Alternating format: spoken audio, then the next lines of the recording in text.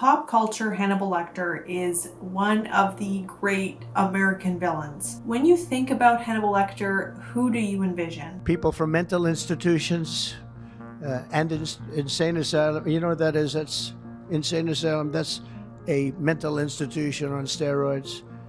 During the campaign, I talk about the late, great Hannibal Lecter. Do you know who that is, Hannibal Lecter?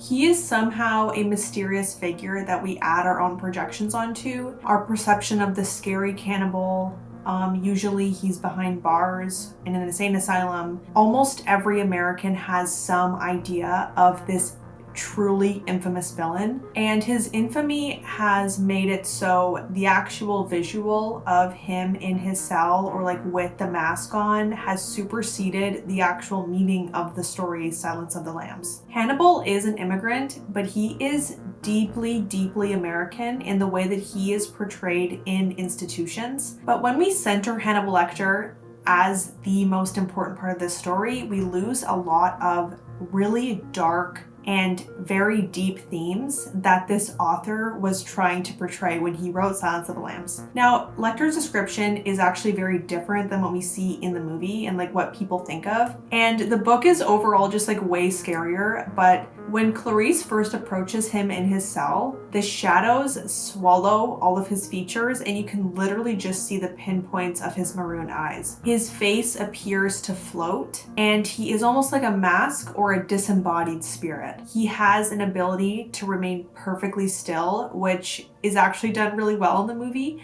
but he is so much more alien and inhuman in the books in a way that I think is really lost on people. He's presented as very uncanny and almost like vampiric. He's genetically and mentally just other, mostly because he has like this obviously incredible brain processing power, but also his smell is so strong that he can literally smell the blood under one of Clarice's band-aids on her leg. And similar to how people misunderstand Hannibal Lecter, Clarice is probably even more misunderstood. She is not a final girl. She is a mirror image of Buffalo Bill, which is James Gum. That is his legal name. And Silence of the Lambs is not a story about a cannibal or a detective or a case, but it is a novel about systems in America, specifically the system of class, bureaucracy, gender, and government. It is about how these systems can mask greater evils, create them, and overall just create a greater chaos and a greater evil than would have existed before. So here's a quick rundown on the very basic plot of Silence of the Lambs, and if you don't know, this is going to be a full spoilers analysis. I'm going to really go deep into these characters, so here's your warning. Silence of the Lambs is basically a 1988 psychological crime thriller / horror, and it has a prequel and a sequel, and even more media, like there's spin-off TV shows where Hannibal Lecter is super sexy, so that's like a part of it too. But today we're going to be talking about specifically this book and the metaphorical and symbolic meaning of this book and its accompanying movie. And I want to talk about these two in isolation because I think that they function as incredible American horror media because of how they reflect the systems that we live in. But then also, these are infamous. Like Silence of the Lambs, the movie and the book are literally infamous and have won so many awards. Silence of the Lambs is the only horror movie to win Academy Award for Best Picture, which is really annoying, but it's true. So the main characters of this are Dr. Hannibal Lecter, the late great Hannibal Lecter, Clarice Starling, an FBI trainee, Buffalo Bill, aka James Gum. His name is actually a misspelling of James, but he does not like to be called James. Just his parents didn't care enough to fix the spelling. And Jack Crawford, who is basically Clarice's kind of mentor, but he's mostly her teacher / boss. And Jack Crawford works at the part of the academy that creates profiles on serial killers and people that do really heavy crimes. So Clarice is a trainee at the academy, but she is very much an outsider, and not just because she's a woman, which is a big part of it, but also because she is very, very poor and comes from a very poor family. And that is very important, and we're going to talk about that in a second. So she's sent by Jack Crawford to interview Hannibal Lecter, and the secret mission that she doesn't really know is they're trying to get more information on Buffalo Bill, who is an active serial killer at the time. They want to use the imprisoned Hannibal Lecter to try and muster up some information on how they can catch Buffalo Bill. And Buffalo Bill is famously kidnapping and skinning women to make a woman's suit. But when Clarice goes to interview Hannibal Lecter, not really knowing her mission, he is very interested in figuring out kind of her mind because he is incredibly bored. So he does this quid pro quo thing where if she gives him information on her life and her inner workings of her mind, then like he will give information on Buffalo Bill. And he's very good at creating a profile for Buffalo Bill. Like he literally knows who it is from the very beginning. So he basically trades clues about the killer for Clarice's most painful childhood memories, specifically the trauma of trying to save the slaughterhouse lambs on her family's farm, because her family runs a slaughterhouse where they're killing lambs and she can't save them, so she literally runs away. Hence the name of the book. But the name of the book is so much more than just that memory. So the plot kind of kicks into gear when Hannibal Lecter gives Clarice a very coded message to go see a storage unit that has a severed head in it.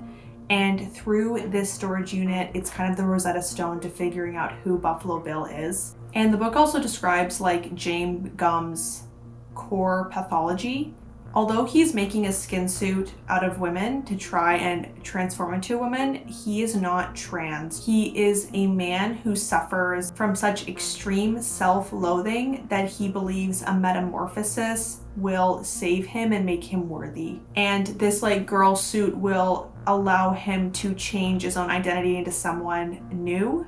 And like almost he has a restart. So the book really ramps up when Buffalo Bill kidnaps a very high profile girl who's actually the daughter of a senator. There's also this super annoying character, Dr. Chilton, who is like the doctor at the asylum that Hannibal is held at, who literally almost foils like every plan because of his misogyny and jealousy of Clarice. And like also he wants like fame or something. It's just really weird. So jealous of Clarice's sessions with Hannibal Lecter because she's getting farther than anyone else has ever gotten, he bugs the sessions and then he exposes the FBI's fake promise to Hannibal Lecter that he's going to get a better jail cell with a view, which they did lie about. And he tries to steal the glory for himself by making like a side deal with Hannibal Lecter, saying like, I will actually get you a better jail cell if you tell me where Buffalo Bill is, like where this senator's daughter is. And so he has Lecter move to a makeshift cell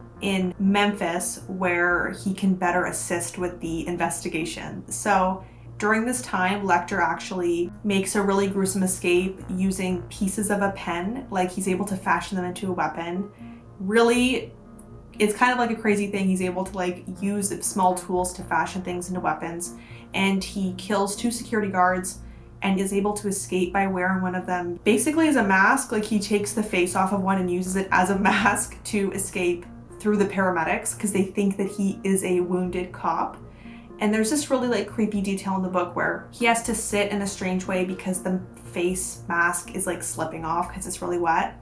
Just really horrible. So Hannibal Lecter disappears into the world.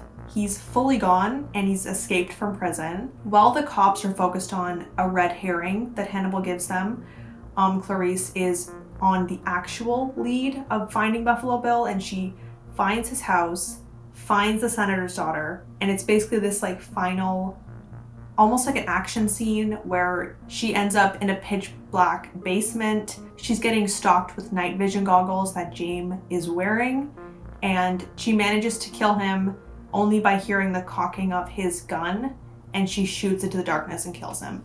And she saves the senator's daughter, even though Clarice literally saved her and she earned her like spiritual identity as an agent.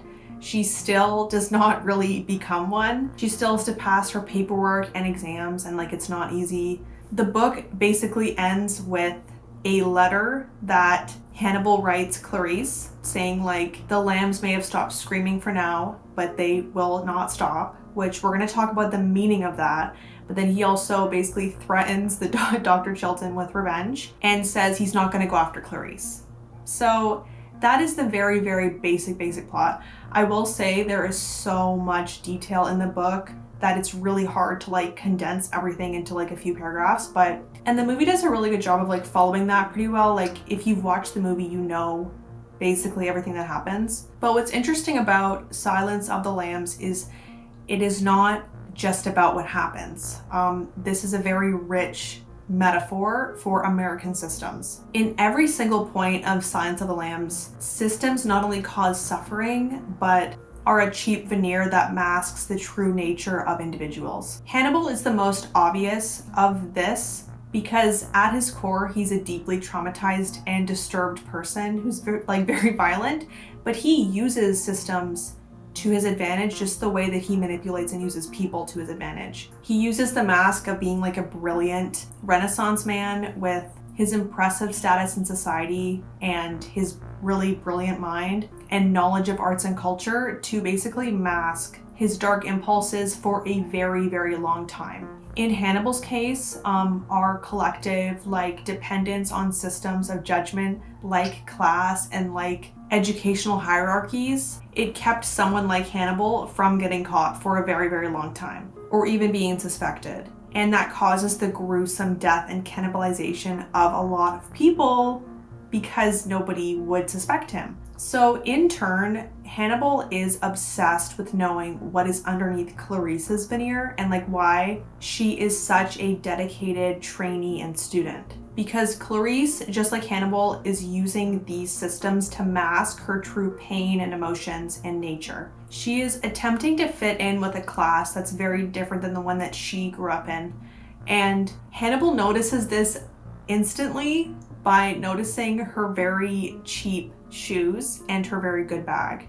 She's attempting to fit in with a class higher than herself, and there is something she doesn't want people to know about herself. And later in the series, in other books from this author, you kind of know that Hannibal had a much darker reason for wanting to know Clarice's inner trauma. He saw that she was so affected by her trauma that he could maybe brainwash her into becoming his dead sister. And it actually works, and Clarice ends up happily eating brains. So you can kind of see the way that institutions and systems in this book are masks, and they don't truly define how someone is really inside. So what machinery of the world is the real villain in this story? Specifically, I want to talk today about sexism, class rigidity, and bureaucracy. So Clarice acts as a first-hand witness to the misogyny of the world in a really major way, and it's really lost in a lot of conversation about this story is how misogynistic everyone is towards her. So this whole story is based around women being kidnapped and brutalized, but still people do not really see how much about misogyny it is. Clarice is given struggles literally everywhere she goes. The first page of the novel is literally her describing a tough day on the training course, doing dives into the dirt and stuff. And at the same time, she's very much concerned with how she looks to go meet Jack Crawford because she knows that will affect her success. How much she cares about her appearance will directly affect what opportunities she gets. And it couldn't be more clear, what a huge theme of this book is. Imagine the brain power she could be using if she was not worried about that. There's also countless comments and quotes about her being objectified at every turn of the story. Dr. Chilton says a quote that makes it into the movie where he's it was a good idea to pick you, Clarice, because you're going to turn Hannibal Lecter on, which is so gross. Can you actually imagine saying that to somebody who's going to interview a serial cannibal? It's crazy. And even Jack Crawford, he's not a super good guy.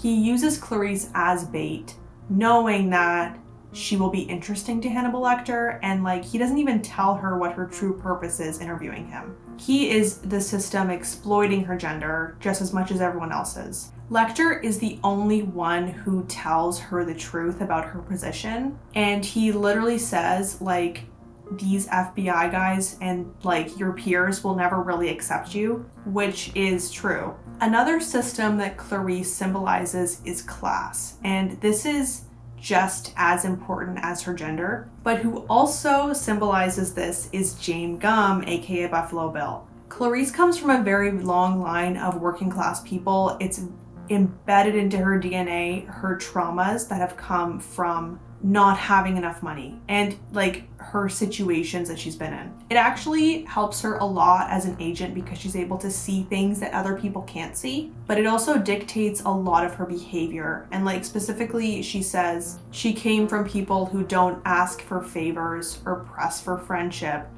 and her car does not go over a certain speed, which like that's relatable. Who else has had a car that doesn't go over a certain speed?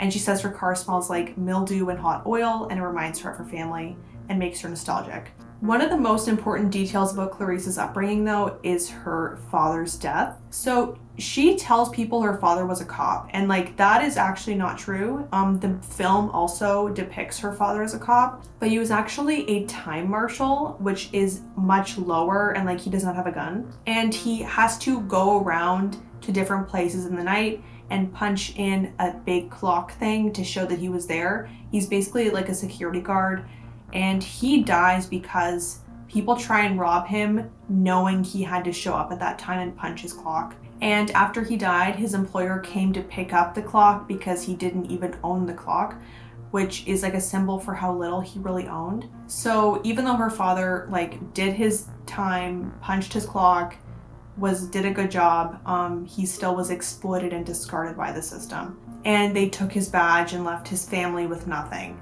So Clarice is basically trying to join the very system that exploited her father and treated him as disposable. She tries to dress this memory up by saying that he is a marshal, and like she has kind of bought into this idea that to be valuable, she has to be a part of this system and be a decorated FBI agent to be worth something in her life. She specifically says that she cannot be poor from West Virginia, like that is like her biggest insecurity. And when her father died, her mother was working in hotels, I believe, and she actually was given to other family members because her mom couldn't afford to take care of her. So she was given to other family members who had like a farm where they were slaughtering lambs, and that is where the name of this novel comes from, because one night she runs away from the lamb slaughterhouse because of the screaming, and she runs away with a horse named Hannah, I believe, who was also going to get slaughtered, and then they run away to an orphanage. So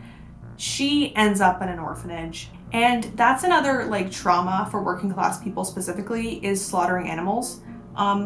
Everybody eats meat, but nobody thinks about who has to slaughter the animals and the kind of trauma that gives you like as a worker. But that is a job that has to be done because of systems. Now, what is interesting about Clarice is she is a foil to Buffalo Bill. James Buffalo Bill is also a victim of rigid systems of class and hierarchy. And the difference is he fell through the cracks and was essentially created by systems that abandoned him. Now, I don't know if you know a lot about orphanages back when Clarice and James were in them, but there are some really horrible allegations of abuse and stories of abuse from orphanages at the time that, like, especially Jane Gum would have been in one. You kind of see a real life example of someone who was made into a serial killer by the trauma he endured in an orphanage.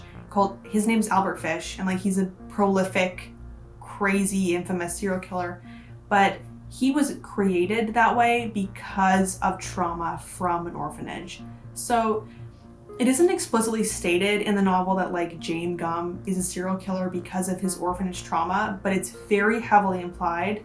And based on like what else you know about him and about how he grew up, he's a deeply traumatized person, just like Hannibal Lecter was. Just like Clarice, James was an orphan for a while, and just like her, he has been in institutions. And he is a product of a system that failed to catch him basically at every turn. Now, one important thing to talk about is that while you can make like really valid complaints and criticisms about the story that you shouldn't paint trans people in a very negative light, especially like in the 90s when this book and the movie were made, but James Gum is not transgender. Like, that's not his character. It's like a very different pathology. It's explicitly stated in the novel that like he tried to go the traditional routes of getting hormones and surgery, and they denied him at multiple levels because he was so disturbed. And his desire to transition was rooted in a deep self-hatred and a desire to be his mother rather than gender dysphoria. So he wants to be his mother so that he can be a different person, and almost like before he was born. He is essentially a void and an agent of chaos, and you can kind of think about it like he has no tether to reality. He has no like family, he has no support system. He was probably deeply traumatized in these orphanages.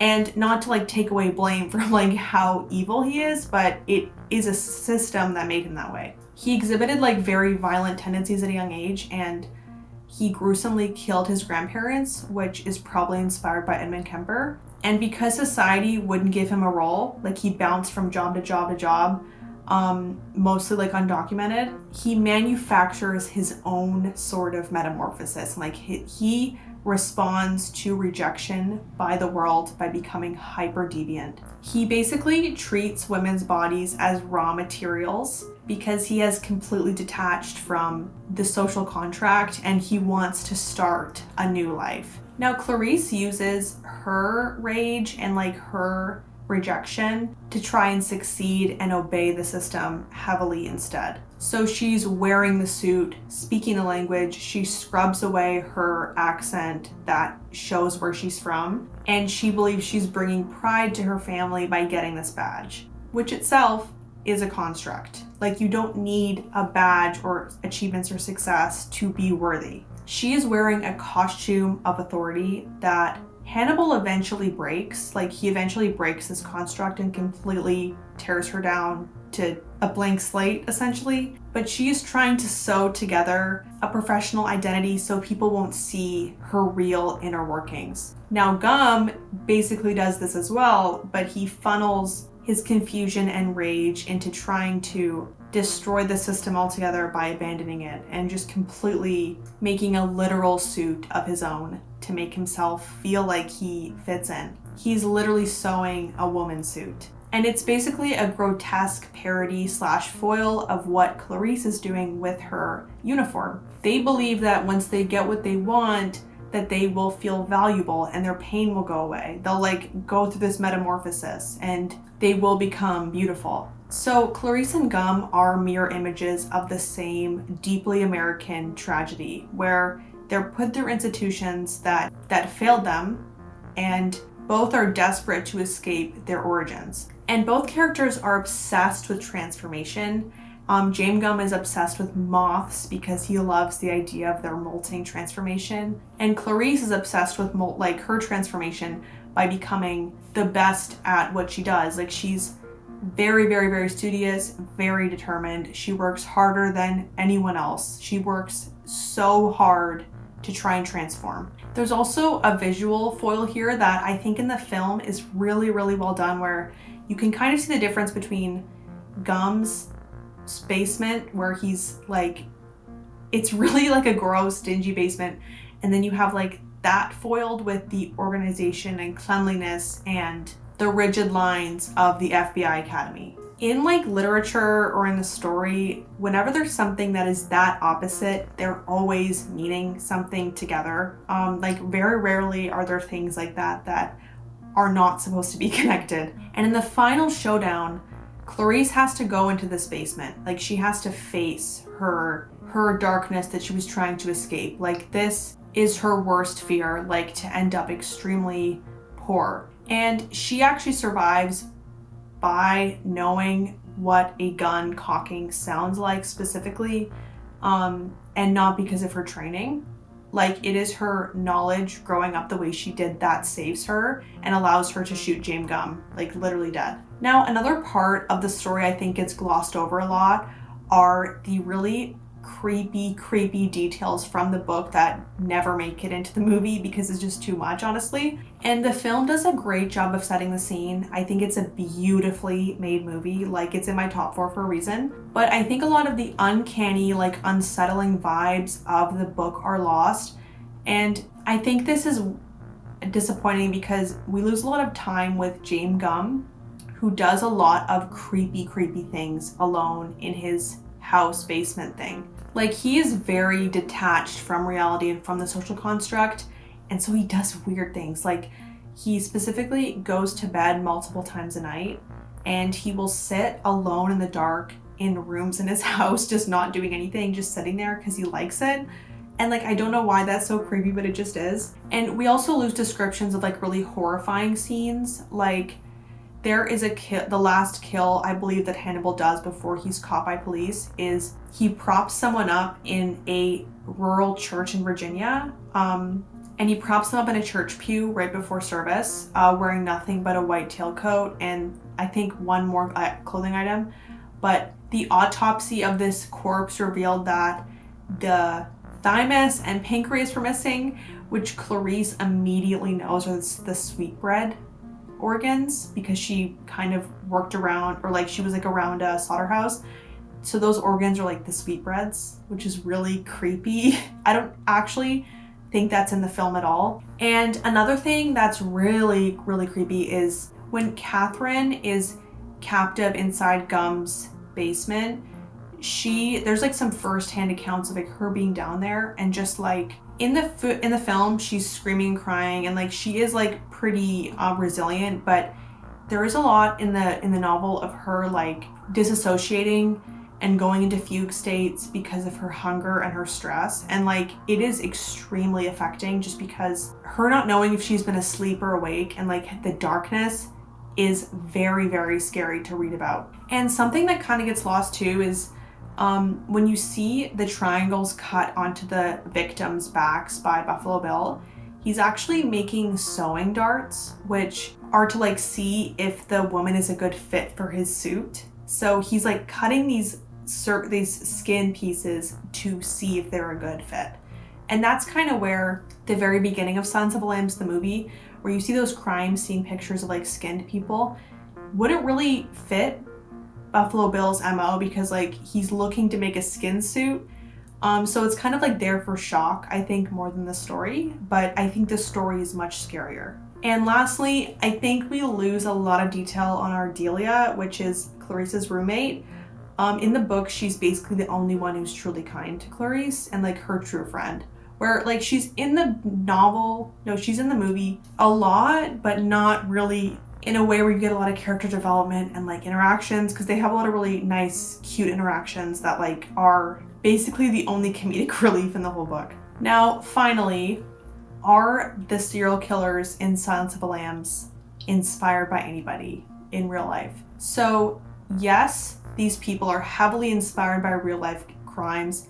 And that's why I think people think that they're real, which is because that they're a mishmash combination of a lot of real crimes. So Hannibal was inspired by someone that the author got to interview in a Mexican prison, but he's mostly fictional, like just because like his story is so cinematic, you know, like he's like a high powered psychiatrist who like is very refined, like that's not really a real person. But Buffalo Bill is extremely realistic, and I think that that's worth talking about because I think Hannibal Lecter functions more as a symbol of someone not really confined by systems as much as he's wielding them, whereas like Buffalo Bill is a victim of systems, which is what real people are like. So Buffalo Bill was inspired by obviously Ed Gein, who used to like exhume people and use their skin to make furniture and stuff, like we know that, but he was also obsessed with his mother, so like so was Buffalo Bill. Also this guy like Gary M. Heidnik, who kept women in his basement and like tortured them. And also Edmund Kemper, like I said, killed his grandparents just like Buffalo Bill. It's like kind of actually stolen right from Edmund Kemper's story. And Jerry Brudos dressed up in his victims' clothes and kept their shoes. So what does the name of this novel mean, and what does that mean when it comes to systems in America? So the name Silence of the Lambs is a name that indicates that it will never come. Clarice was able to stop this screaming rage and guilt and trauma for a short time after she's able to save the senator's daughter, because she's able to like appease that need to feel valuable, like by being a very good cop, etc. But as Hannibal says in his farewell letter to her, that there will never be a true Silence of the Lambs, or like a true writing of the universe, or a universe in which you're not tormented by your past. These systems go on and on and on and will never end. And even when Clarice is saving someone, like she's saving the senator's daughter from a basement, the woman is literally screaming and threatening to use her parents' power to get Clarice fired or disciplined. So like, this is not like a final girl feel-good story about someone who saves someone. It is a story about one single night of rest that Clarice gets from accomplishing one of the countless things she will have to do to get more rest. It is embedded in her, this need to bring pride to her family. And these lambs will always be screaming in her nightmares for the rest of her life. Whether that is her being a woman, her being growing up very poor, or her trauma from now that she's an FBI agent, the lambs will never stop screaming. So that is my analysis on the book and the film Silence of the Lambs. This is one of my favorite books. I have a lot of favorite books, but it's also one of the movie adaptations that kind of makes it into its own thing that works, which is something I really appreciate. So thank you for watching, and I hope you have a good night or a good afternoon or a good day. I would like to do some more horror movie reviews, but we're kind of in a drought. I think it's just a January thing. Like, there's not historically a lot of good movies in January. I saw Send Help and I literally thought it was the best time ever. Like, it was so hilarious. And if you know the director, you know that like he makes funny, gory, gross out horror movies that are very campy. So if you're looking for like a serious survivalist horror, that's not it. Yeah, peace and love.